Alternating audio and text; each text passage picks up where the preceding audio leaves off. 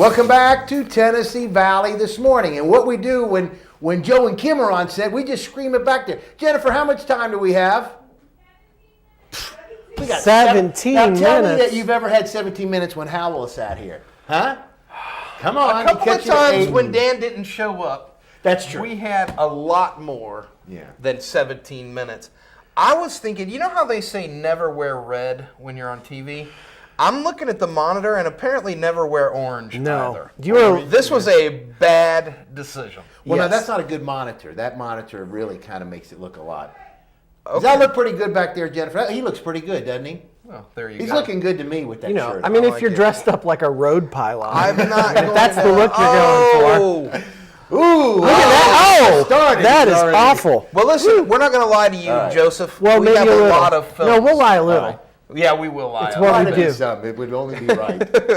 But we have a lot of films. We have a cheat sheet today. Oh, yeah, this because is that's no how many joke. things. This is like a weird. I can't remember any time that they had this many films coming on. These are some big ones. Okay. They're not just small ones. So we're going to actually have to dive into it today, which is unfortunate because we usually like to do other things. And you know how wacky we like to be, but today's very serious. Very serious. Are you watching? All right, we're watching. Ready, go. First up is Haywire. Have you heard of this one? Yes, I have. What'd you think? Tell us a little about it. No, I don't know much about it. I've just heard about there's the new movie coming out, Haywire. Now, I haven't watched the trailers, so I absolutely know nothing about it. I don't know who's in it. We're going to tell you what a it's little about. something. You're very lucky. This one stars Ewan McGregor and Michael Fassbender. Indeed, but it also has in it Antonio Banderas, Michael Douglas, and a whole host of other famous people as well. So this film is packed with stars. Yeah. It is the towering inferno of... No, it's not. It's better than that, huh? No, here's the deal. This is the story of a woman who works for the FBI or the CIA or some other clandestine government agency. And something goes, at some point they always know too much. Right. And her handler, played by Ewan McGregor, decides it's time to get rid of her. And so he sets her up, but she doesn't die. And now it's time for her to track everybody down. It's sort of like a Hannah meets the Bourne Identity kind of thing. Okay. Correct. Okay. So Slinky, where are you going with this? I love the cast. I love Ewan. I love Michael Fassbender. I love, everybody else that's in it because it's a big list. But to be honest, it looks exciting, but that looks like all it is. It looks like a story I've seen a dozen times before. Like a Kill Bill, maybe? Kind of like this is the film it reminds me of. So you're giving this a hate? I'm going to just barely give this a hate, but solely because I've seen it before. Here's the thing for me. This film reminds me of Salt. Okay, now Salt was a bad movie. This was the Angelina Jolie film that came out early last year. Salt was not a good film. Salt was an entertaining film. Sure. When I look at this film, it looks like if Salt had been good. Okay. So I'm going to actually give this movie a great. I think that the stars are going to do it. I can tell that it's really happening, and I think that Ewan McGregor is looking awesome. I'm going to use the word delicious again. I was going to ask. Yeah, I feel like almost like delicious. I have to now. I feel like I have to now use the word delicious. I kind of hate that that's becoming my thing. I don't like being the guy on TV that says delicious. We actually got some fan mail about your use of the delicious. I've got it right here. Dear Tennessee Valley, this morning, that Rob Alderman is delicious. We love the way he uses the word delicious, and frankly, find Dan Howell to be as delicious as Joe Palo. Oh, man. I didn't even get mentioned. So there you have it. Ewan McGregor looks delicious as a villain. I like the idea that he's going to play a bad guy. I'm ready to see what it's like. I give it a great. Let's move on. All right. Real quick, I would like to see it do well because of Michael Douglas. All he's been through, this is his movie since he's come back from his cancer. That's right, if he's coming back. Yeah, that's true. This is the one. This is the one that everybody said he is pretty sure is the last. Okay. I mean, I think he's retiring after this, but the film looks good. You think any awards in this one? No. For anybody? No, it's not that kind of not film. the kind, right it's kind not of that movie. kind of film. It's not that. Maybe some MTV movie. Sure. The MTV Movie Awards. Speaking of movies that will win nothing, the next one is Underworld Awakening. This is the 4th entry in the Underworld saga, starring Kate Beckinsale and a bunch of computer-generated werewolves and vampires. Some of them fall in love, some of them don't fall in love. At some point, they there will be some sort of genetic crossbreeding of them, making some sort of ultimate monster. Somebody's in some definitely going to throw throwing knives in slow motion. And Kate will wear black tight leather. That's right. And that's reason enough to go see it? I am giving this film a hate. You are. Ooh. I disliked all of them but the first. That's surprising. I thought that the first film was okay. Because the first film tried to at least be like a Romeo and Juliet werewolf vampire tale. There was at least a little bit of cleverness to it, and it wasn't overdone. But this is like one of those films that's actually overdone itself. Like this genre has been ruined by this series. Yeah. And so they are themselves to blame for the fact that I hate it. Yeah, I am also going to hate it and think that we should just move on quietly. Let's not even talk about it again. We're not We'll going never to. speak of it again. No, after we today. won't. Underworld Awakening. Ah, darn I it! said it. Speaking of this, either. That's the Underworld Awakening in your hand right I'm there. not gonna That's speak of not that. very pretty either. Next Did up, Nancy bring this? Kim, I think, brought that. Kim. really? That Oh, tells it's you- Tells you what beautiful. our house looks like. Kim. Yeah. Okay, anyway, Go next. ahead. Next up is Extremely Loud, Yes. Okay. and it's extremely loud and Incredibly close. Extremely loud and incredibly close. I'm going to take this one for you. Really? Yeah, Extremely Loud and Incredibly Close is this year's foray into our 9/11 series in America. This movie will be the award winner on This our is list. the award winner. This thing is Oscar bait. Tom Hanks stars as a man with a wife and child, and he is killed in the 9/11 attacks. He is in the building. He survives the initial impact of the plane to call his family, but he does not make it out of the building.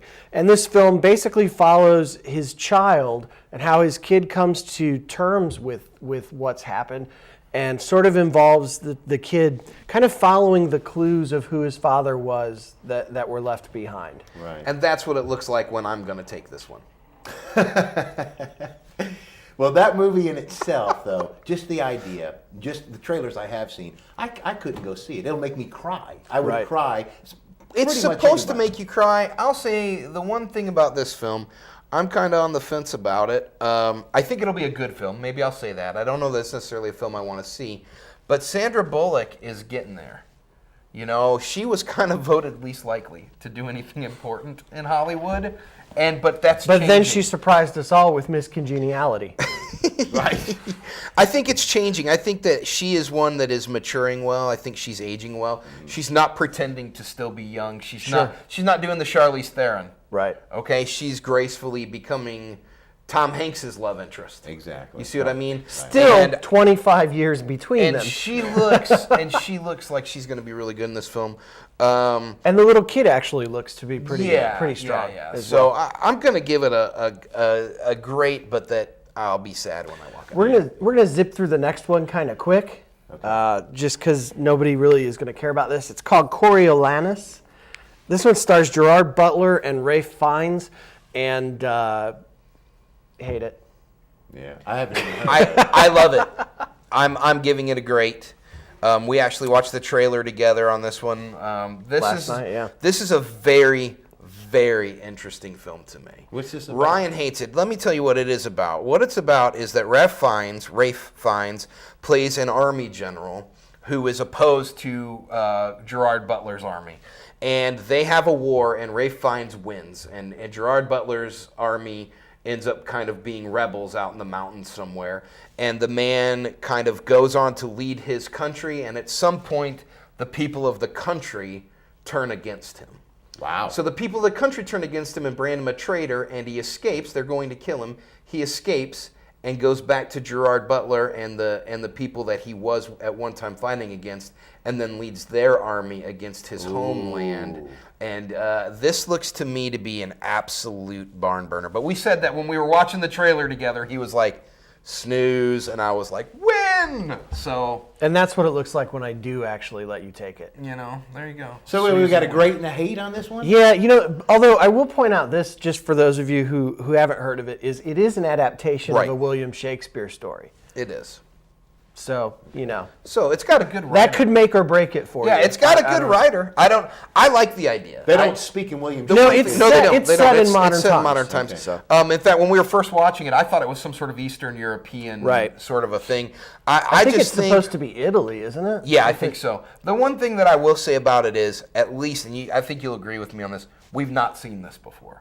Like, you actually have to go back to Shakespeare to find this done. This is not going to be your average modern war tale. I mean, the explosions and the graphics and stuff will be the same. It's going to be that gritty war thing. Guys will love it. Yeah, guys are going to love it. The big release this week is Red Tails. Yes. Red Tails is, of course, George Lucas, who you may have heard of him. He did a little movie that some of you might have seen called Howard the Duck, and Star Wars. Star Wars, I think. Right, was a there was movie. that one. That would have been a funnier joke if you'd have just kept going, though, after the Howard the Duck part. We're going to work on your comedic time. Do you want to take this one? Nope, because I'll tell you what, I think I'm the only person on the planet that isn't looking forward to this film. Really? I don't know what you're going to give it. We haven't talked about it. All right. Well, this movie is a retelling of the Tuskegee Airmen story. George Lucas has made this movie. He has hired a black director, a black screenwriter, a black composer. He made it very clear that he wanted this to be a product of the very culture that he is trying to make the epic film about. It cost him a lot of money. The studios refused to distribute it and produce it. And of course it stars Cuba Gooding Jr. because in any of those films you have to have him, and at some point, even though they haven't said it, Morgan Freeman's in there. Right. Yeah. I'm sure he's in there somewhere. Yeah. I'm sure Samuel he's L. in there Jackson's somewhere. probably in it somewhere too. Maybe he is. So anyway, but ultimately this is kind of like Star Wars starring the Tuskegee Airmen set during the World War periods. And it actually looks pretty interesting. It's almost too slick though. And this is my fear is that, do you remember the Pearl Harbor film from a few years back? Right. Remember how the thing that really was its undoing was how Hollywood slick it was. Right. And I'm worried that that's going to be the case here because it does look so slick. But I am going to just barely, I think, give this movie a grade. I know Just that barely. this film is going to win tons of awards. Sure. It's going to win tons of awards for a variety of reasons, part of which is just that the Academy is not going to want to appear racist. Okay? And I think we always come at our reviews honestly, and the fact is that I love Glory. I've got no problem with any of these African American black culture tales. I love them actually. The problem for this film to me is that it looks too George Lucas. The trailer doesn't look like I'm watching a film. I want to watch a film about the Tuskegee Airmen. I don't want to watch Star Wars. Right. And so I feel like, and this is the thing. And that's that slickness, I think. Is Ryan and I both have actually some time behind our belts writing about that generation. We've both written for Life Care Centers of America, and I've written pieces about the Tuskegee Airmen, and I have a very high regard for them, and I don't think we need to see them become a George Lucas cartoon. Right. I would prefer to see something more along the veins of a Saving Private Ryan that is a Tuskegee Airman. See what I mean? Right. Give me Steven Spielberg more than you give me George Lucas on this. A little grit. You know, and that's what I'm afraid of. It looks almost cartoonish. Right. Like at one point, like there's Cuba Gooding Jr. is like in a cockpit, and you could tell, like even the red scarf around his neck is just perfectly against the blue sky. And I don't think that's going to be. I don't think that's going to do them justice. Yeah. So there is one more. Okay. Yep. There is one more on this list, And we had a ton. It's a lot of films. It's more films than we've ever reviewed on It's here. true. And this last one is called The Flowers of War. And this one stars Christian Bale, who most of you know as Batman from the current Batman movies. And then beyond him, it is pretty much an all-Asian cast. Right. This is a movie about an American who finds himself in the middle of Japan during a revolution. And he masquerades as a preacher or a priest inside this cathedral where a group of Asian women have taken up to hide from the troops. And he's able to protect them some because the troops do not want to interfere with an American. Yeah, they don't want to kill people in front of a Western man. This film has a lot of buzz around it, kind of underground, more so a few months ago when it was supposed to be released. The release of this film was actually postponed because there was a huge hubbub with the Chinese government saying, no, this is not a true story, which of course the producers of the film say that it is. Right. And they're saying, you're showing our soldiers in the wrong light. It's not fair to say that they were going to massacre these women, which they were. Right. And that, you know what I'm saying? And so the thing is, like, it's nothing against Japanese people. It was a time of war. right, exactly. You know, And there are so- atrocities on all sides. Exactly. This just happens to be the story of one man whose reluctance makes for a good story. And it so much was the buzz around this film, or I guess the fallout in China, that for a long time there, for about 48 hours, we were following Christian Bale's tweets as he was like running from their government. Right. Like they actually tried to take him into custody. He while had he to was hide making at a embassy. Yeah, he for a like while. got in a car and they were chasing him around, and he was, Yeah. on the internet, And I remember we were eating at Deli Boys, you and I. Right. And it came up on the news. We were actually prepping the podcast. We actually It's like rolled out Christian Bale, In Pursuit of Christian Bale. Right, or and we something. thought, who'd he punch now? You Right, know, but we it just turns thought out the guy's such a jerk, but what did he do? Right. But he was actually on the run from the Chinese government. Japanese. Wow. It's Isn't very it Japanese? similar to, I think it's Chinese. I think it I happens don't in know. China. I don't know. But the fact is that this is the film. So what are you going to give it? Well, I would encourage people that hearing us talk about it does not do it justice. You have to see this trailer and judge for yourself if you want to see it, because Right. the trailer really presents this film.